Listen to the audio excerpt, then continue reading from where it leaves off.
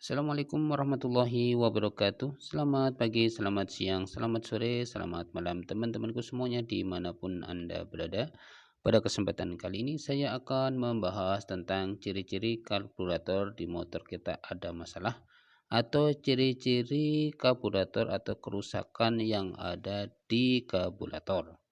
Yang pertama adalah yaitu terjadinya banjir dari arah pembuangan. Dari sini teman-teman. Jadi, kalau karburator motor kita itu mengeluarkan bensin dari pembuangan sini, maka berarti karburator kita bermasalah. Bermasalahnya ada di mana? Bermasalahnya adalah di jarumnya, teman-teman. Di jarumnya biasanya satu karena ada kotoran yang mengganjal di situ. Yang kedua biasanya minta disekir karena di ujung jarumnya itu adalah karet ya, lama-kelamaan kalau dia main terus maka yang terjadi akan terjadi luka.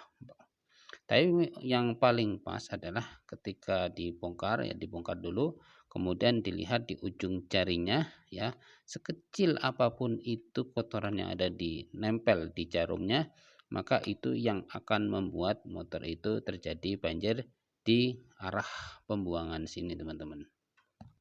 Yang kedua adalah tidak mau langsam atau terjadi mati-mati. Nah, biasanya itu masalahnya ada pada supplier di karburator itu sendiri. Saya pernah mengalami di motor saat itu Mega Pro ya, Mega Pro. Saat itu motornya terjadi hidup akan tapi tidak mau stabil, tidak mau langsam ya. Kemudian saat itu saya bongkar, saya lihat di karburatornya, kemudian ternyata di sepuyernya itu terjadi ada kotoran, maksudnya bumpet ya, bumpet. Kemudian saat itu saya bersihkan dengan angin, alhamdulillah langsung lubangnya, kemudian lubangnya bisa terlihat ya, tidak bumpet lagi, dan alhasil saat itu motor sudah sembuh seperti sedia kala. Jadi tidak mau langsam. Kemudian yang kedua adalah tidak mau langsam biasanya juga karena jarum atau jarum pelampungnya itu terlalu boros bisa jadi. Maka teman-teman bisa dipakai dengan cara diiritkan atau ditaruh di atas ya teman-teman. Kemudian yang selanjutnya adalah ciri-ciri nomor 3, digas langsung mati teman-teman. Nah itu juga penyakitnya adalah di karburatornya. Nah biasanya kalau motor di karburator kita digas langsung mati, penyebabnya adalah di karburatornya itu biasanya terdapat ada airnya ya, hidup enak deng deng deng, tapi digas mati biasanya di karburatornya ada airnya. Teman-teman tinggal cek ya, kalau memang ada airnya berarti masalahnya fix adalah di airnya atau karburator ada airnya. Yang nomor 4 adalah busi boros ya. Busi boros saya pernah mengalami di motor Supra V 2005. Saat itu businya sering terjadi ganti-ganti dan saat itu saya carikan isi karburator, saya ganti yang cari lubang kecil, dan jarumnya saya kasih irit atau saya iritkan ya teman-teman. Dan alhamdulillah setelah saya ganti itu sampai sekarang alhamdulillah jalan dan tidak terjadi boros di businya. Kemudian bisa juga karena klep yang terlalu rapat, itu juga bisa.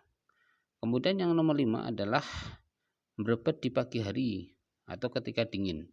Saya pernah mengalami di motor saya sendiri, yaitu motor Cina waktu itu.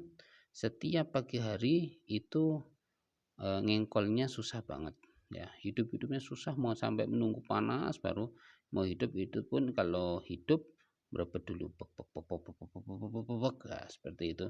Nah saat itu saya tangani di karburatornya yaitu di jarum skepnya saya bikin agak boros, saya taruh di tengah ya, saya standarin, dan alhamdulillah setelah itu setiap pagi hari alhamdulillah hasilnya bagus, jadi tidak hidup-hidupnya tidak susah lagi. Yang nomor 6 adalah minta dicuk teman-teman. Motornya selalu minta dicuk. Nah itu pun juga masalahnya ada di karburatornya.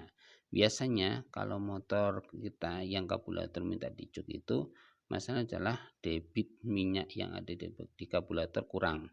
sering terjadi di motor 2 tak. Nah, teman-teman bisa dengan cara diatasi, yaitu di pelampungnya mungkin agak diboresin dikit ya. Kalau yang 2 tak itu bisa diilat-ilatannya dinaikkan, atau mungkin dengan cara